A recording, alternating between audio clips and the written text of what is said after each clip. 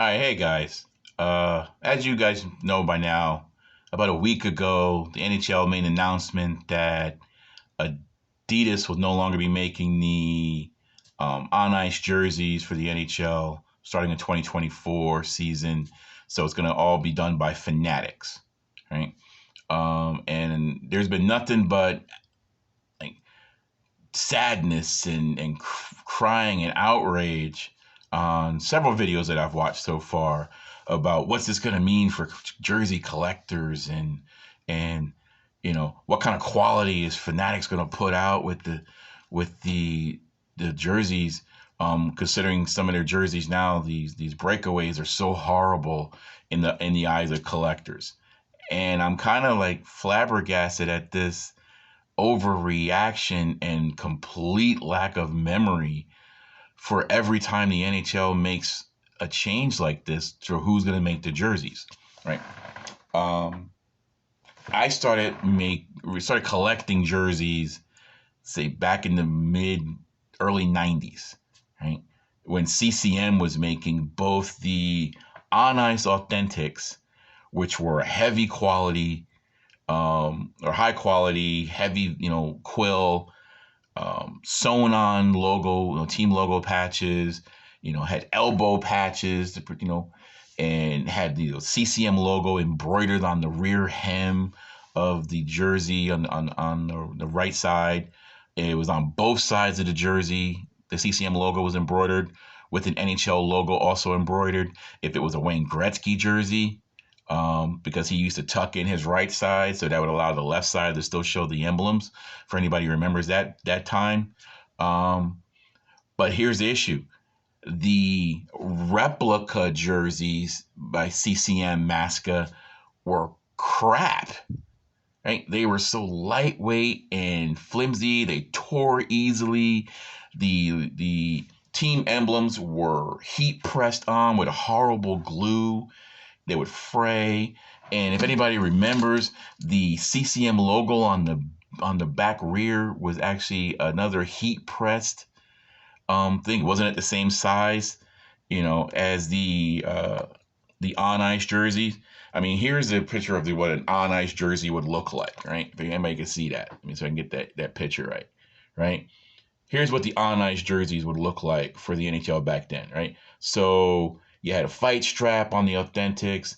The CCM logo was stitched. The NHL logo was stitched. The team logos were sewn on all the patches. You can actually see some of the stitching on the elbows that, were reinforced elbows. It was a heavy duty deal, right? But you compare that to, say, some of these, uh, let's see, compare it to some of these CCM lightweight jerseys, they were horrible, right? They were actually horrible, right? That's another authentic. Look at that. Look at that peeling of the old logo from CCM in the eye pressed on symbols were like that was an old Nordiques jersey. It was just horrible, right? And then the NHL switched from CCM making them like this to the 550 jerseys where they actually had the CCM logo sewn together as one patch on the sleeves. There's another one in the back of the neck. Now, and then those are the CCM / Coho jerseys, and then they switched that from them to the Reebok jerseys, which I have a few. Sadly, all my CCM jerseys I lost in a fire years ago. But if you look at some I got some of these jerseys. Like, here's an authentic Reebok, right, or Coho, right? So you had the patch sewn in the back of the neck. You got the fight strap in the back. And the NHL logo sewn on the rear quarter. That's not ironed on. That's stitched, right? Just like the freaking logo on the inside. That's all stitched, right? But if you look at some of the replicas from back then, like say this, these are all heat pressed, right? This is just a heat press logo. These 550 Reebok CCM type jerseys. The NHL logo was moved to the neck, right? And it's just a patch. It's this heat pressed, right?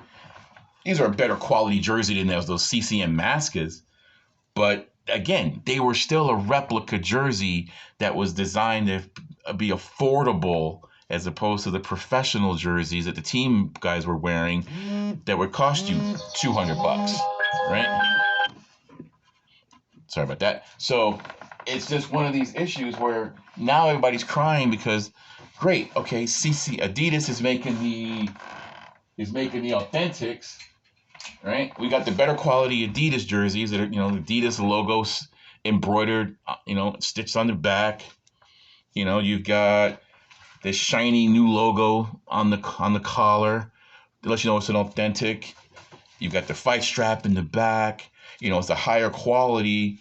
The logo, team logo is stitched, right? You got your stitching here, for your team logos. My Flyers jersey, classic, as opposed to these new ones, say by the Fanatics jersey, right?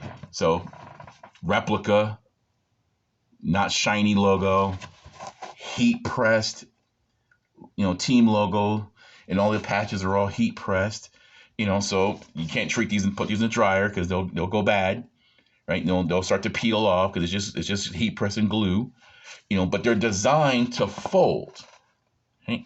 So you can pick them on trip. They call them the Breakaway. It's one of the selling points they put on the websites for it, right? But these sell for about 125 to 150 bucks or so, whereas the Authentics start at about 180. You'll get them numbered for about $230 to $250.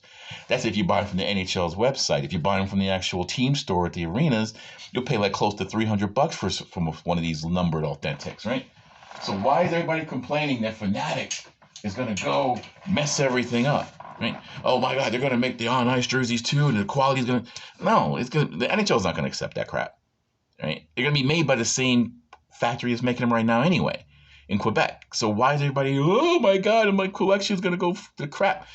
It's not. Like, chill out, And if Fanatics finds a way to completely screw this up, their sales numbers will show that they really screwed up, and they'll make the adjustment, and the NHL will force it if that happens to make a better quality jersey, or they'll get a contract to somebody else.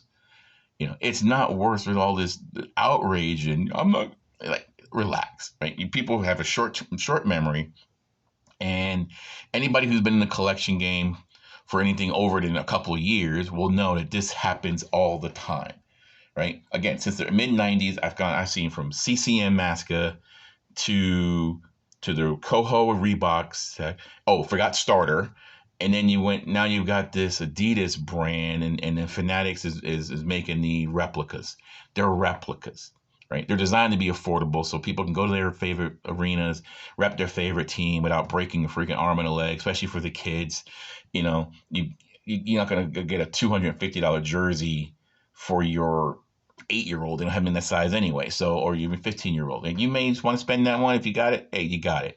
But all I'm saying is it's not that big of a deal. Chill out.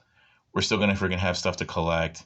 The NHL is asking the teams not to make any design changes until after Fanatics is comfortable making the whole set, for the first year or so. So they're not going to make any changes to any designs anyway until like the 25-26 season. So we got time. If you want to get your freaking collection together right now, go ahead and get your collection together. But I think it's all a bunch of freaking overreaction right now. And, we'll see what happens. So I hope everybody can, have a breather, and, and don't, go nuts on all the clickbait out there. All right. Have a good one.